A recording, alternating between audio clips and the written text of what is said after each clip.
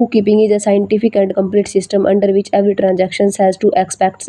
जो हमारी दोहरा लेखा प्रणाली है वो हमारा एक बिल्कुल वैज्ञानिक और पूरी की पूरी प्रणाली है जिसके अंदर हर एवरी ट्रांजैक्शंस को के दो पहलू होते हैं, एक हमारा डेबिट होता है, क्रेडिट होता है।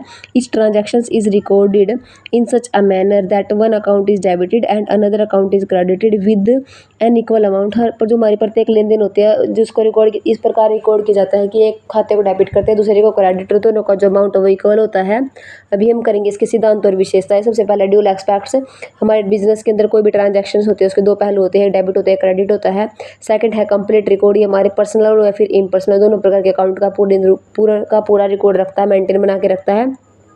उसके बाद हमारा है सिस्टमैटिक रिकॉर्ड, इसके अंदर ट्रांजैक्शंस को बिल्कुल सिस्टमैटिक ढंग से रूल रेगुलेशंस के साथ रिकॉर्ड किया जाता है क्योंकि हमारे खाते में जो भी चीज़ डेबिट होती है क्रेडिट होती है उसके कोई ना कोई स्पेसिफिक रूल होते हैं।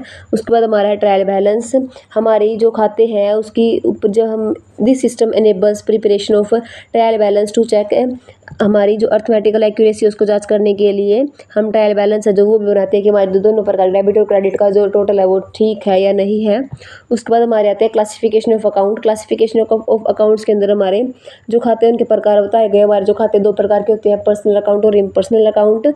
सबसे पहले हमारा पर्सनल अकाउंट। पर्सनल अकाउंट है जो हमारा वो उसके का मतलब है किसी जो हमारा किसी पर्सन से, किसी इंडिविजुअल से, किसी फर्म से, किसी ऑर्गेनाइजेशन से रिलेटेड होता है।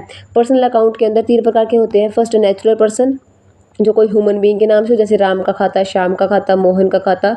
उसके बाद हमारा आर्टिफिशियल पर्सन जो किसी कृत्रिम व्यक्ति के नाम से होते हैं, जैसे किसी कंपनी के नाम से कंपनी का अकाउंट हो, किसी फर्म के नाम से फर्म का अकाउंट हो, ये हमारे आर्टिफिशियल पर्सन होते हैं। उसके बाद हमारा रिप्रेजेंटेटिव पर्सन, ये वो पर्सन होते हैं जो रिप्रेजेंट करते कि मतलब वैसे तो वो किसी व्यक्ति को ही रिप्रेजेंट करते हैं लेकिन इनडायरेक्ट मैनर से करते हैं। जैसे सैलरी अकाउंट, उसमें बहुत सारे सैलरी अकाउंट है, किसी एक व्यक्ति के नाम से नहीं खुलता, सैलरी के नाम से खुलता जो एक पूरे के पूरे ग्रुप को रिप्रेजेंट करता है। उसके बाद हमारा जो इम्पर्सनल अकाउंट है उसके आगे प्रकार है रियल अकाउंट। हमारा जो रियल अकाउंट है वो हमारा रियल अकाउंट है जो किसी प्रॉपर्टी या किसी एसेट से, किसी संपत्ति से रिलेटेड होता है। जैसे फर्नीचर का अकाउंट हो गया और हमारा गुडविल का अकाउंट हो गया। इसको भी रियल अकाउंट के दो भागों में बांटा गया है। एक तो इंटेंजिबल एसेट्स के का अकाउंट हो गया, एक टेंजिबल का हो गया। इंटेंजिबल और टेंजिबल। टेंजिबल अकाउंट एसेट्स हमारी पता है वो होती है जिनका फिजिकल हमारा मतलब देख सकते हैं, छू सकते हैं। जैसे कैश का अकाउंट हो गया, बिल्डिंग का अकाउंट हो गया, फर्नीचर का अकाउंट हो गया, मशीनरी का अकाउंट हो गया। इंटेंजिबल के अंदर वो होते हैं जिनको जो फिजिकल रूप से इनका कोई अस्तित्व नहीं होता, उनको सिर्फ हम महसूस कर सकते हैं। जैसे गुडविल का अकाउंट हो गया, पेटेंट का अकाउंट हो गया। उसके बाद हमारे आते हैं